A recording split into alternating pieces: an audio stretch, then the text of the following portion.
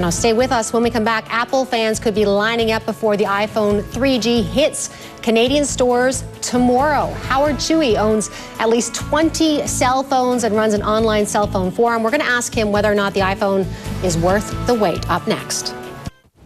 Well, you are looking at the first generation iPhone. Of course, the next generation coming out here in Canada tomorrow. And the soon-to-be-released Samsung Instinct. The iPhone 3G makes its Canadian debut tomorrow, but Samsung and BlackBerry are offering some stiff competition here. To tell us how the BlackBerry Bold and the Instinct stack up against the iPhone is Howard Chewy. He is the founder of HowardForums.com. So nice to have you here. Hi, Kim. Pleasure to be here. You have done some very in-depth analysis on actually all these phones. And what we want to do is do a pro and con of all three of these phones and then kind of get your thoughts on all of them. And you've sent this to us.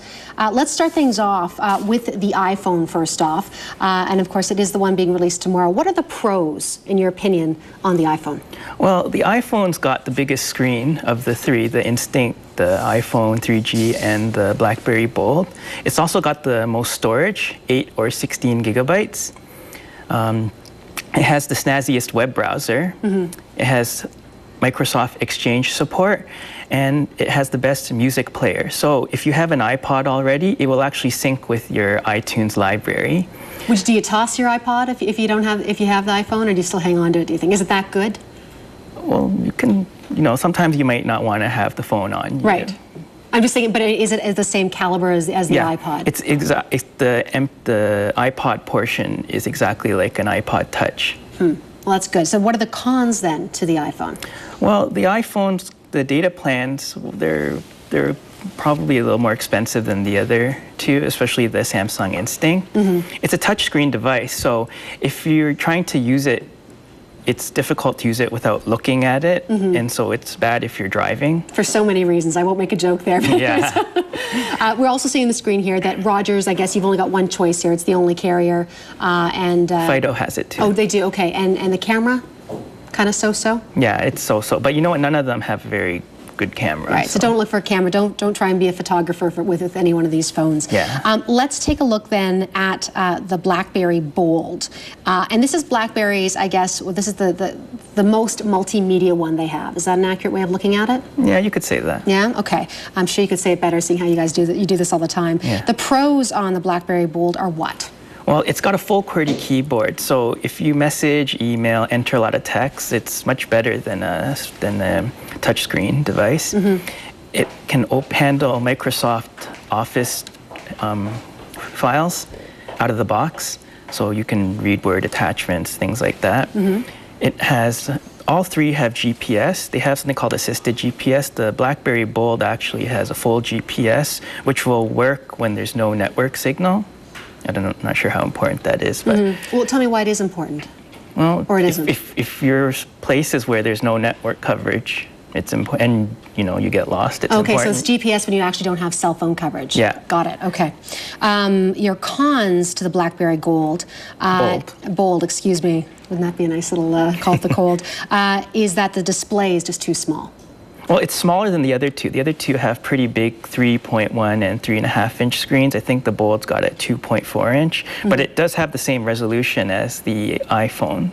So. Okay. And I guess the storage, not so great either? You can put SD cards in it. The biggest, I think, is 8 gigabytes, whereas the iPhone is 16, it has 16 built in. Right. So you've got double, basically, what the Bold has. If you buy the 16, yes. Right. Okay. The Instinct, which is being rolled out by Bell and by TELUS. Yes. And this is meant to be, what, the low-end way to try and get at the iPhone? Is that a nice way of saying it, or no? You could say that. It is the cheapest. It is the cheapest. Okay. Well, the pros on this one is that I guess you have a couple more carriers to choose from. Yeah, Bell or TELUS. What else? Well, Bell's going to have unlimited data for it for $10 a month, which is a really good deal because there's a full HTML browser on it. So you can browse web pages just like they're supposed to, like they would look on your desktop. Okay. I'm just bringing this one up again so people can take a look at it because it's not one. This one is not yet released. Is that right? No, this is actually the original iPhone. Oh, sorry. I meant to hold up the Samsung here. Oh. Let's just get this open. And there you go. So in terms of, you said that it is unlimited data for $10 a month. Yes. And that is an incredible deal overall. Yes. Does that make it worthwhile in terms of everything else as well? Because I mean, let's talk about the cons a little bit as well, because unlimited data is a big deal. Yeah. So the cons are? Well, the cons of the Instinct are that the web browser, of the three, the web browser is probably the worst of the three. Mm-hmm. And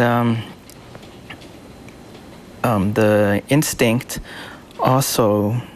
There's no keys, I guess, as well. Yeah, the keys, like it has haptic feedback. So when you press it, it actually vibrates. I don't know if you felt that. Yeah, I felt it. Yeah, but it's difficult to use if you're in a car. Yeah. Yeah. So if you like keys, really, your only option here is probably a BlackBerry. I'm just saying, if you really like that feeling of pressing something and knowing that it's physical, it is. And you're saying Wi-Fi, there isn't on this, but when you've got unlimited data, who cares? It's not as important. Yeah. Overall, when we look at all three of these right now, you have, I thought, an interesting, you were rating all these in terms of screen size and listening to music, that kind of thing, but you have the device that will keep you interested. Yeah. You've rated number one is the iPhone. I think the iPhone and the Bold, it's a tie. Yeah. Yeah, the iPhone is just so popular, and it's already been out for like a year in the States, so there's gonna be a lot of programs and things for it, and you can just do a lot with it. But the same goes for the BlackBerry Bold also. The BlackBerries are very popular devices, and there's a lot of things you can do with it that are very interesting. I have to get your thoughts before I let you go too. What phone do you use? Oh, well, right now I'm using a Nokia N95. Yeah. That's none of these. No. Why not?